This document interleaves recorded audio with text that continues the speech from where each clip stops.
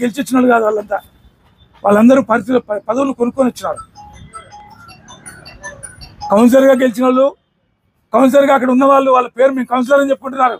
వాళ్ళు కౌన్సిలర్లు కాదు, వాళ్ళు వ్యాపారస్తులు. కౌన్సిలర్ పదవిని కొనుక్కొని వచ్చినటువంటి వ్యాపారస్తులు వాళ్ళు.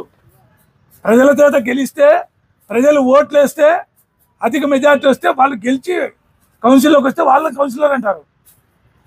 పదవులు కొనుక్కొచ్చిన కౌన్సిలర్లు అంటారా? వాళ్ళ మాట్లాడేది నీతులు, వాళ్ళ మమ్మల్ని విమర్శించేది ఏంటి? మేము పోటీ చేసినా పోతే ఏమైనా మాకు సాయి ప్రసాద్ రెడ్డి ప్రచారం చేసినాడా? మనోజ్ రెడ్డి ఇచ్చి ప్రచారం చేసినాడా? మా వార్డుకు వచ్చి ఇదో ఈమె నిలబెట్టాం, ఇదో ఈ వ్యక్తిని నిలబెట్టాం, ఈతనికి ఓటు వేయండి మాకేమన్నా చెప్పినారా? వాళ్ళు మమ్మల్ని వాళ్ళు గెలిపించినారా ఏమన్నా? కరోనా వచ్చి మా అదృష్టానికి కరోనా వచ్చింది. కరోనాలో 10 మందికి సాయం చేయగలిగినాం కాబట్టి, కరోనాలో ఇంటింటికి పోయి వాళ్ళకు సేవలు చేసినాం కాబట్టి, కరోనాలో ఎవరైనా వచ్చి ఇంట్లో పడుకుంటే వాళ్ళ ఇళ్ళకి వెళ్ళి మందులు ఇచ్చినటువంటి సందర్భం కూడా నేను చేశా.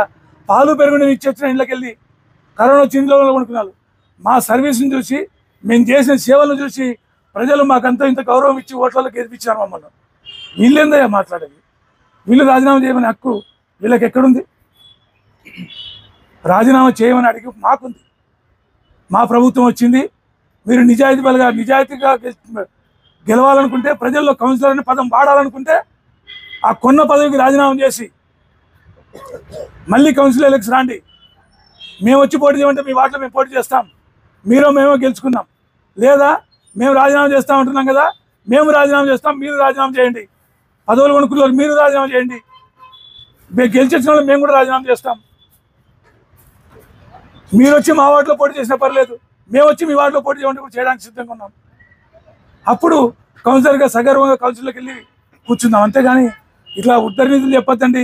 420 గిట్20 అనే పదాలు ఇంకొకసారి మా ఎమ్మెల్యే గారిని గురించి మాట్లాడితే జాగ్రత్తగా ఉండండి. ఎందుకంటే మేము చాలా ఓర్చుకుంటున్నాం.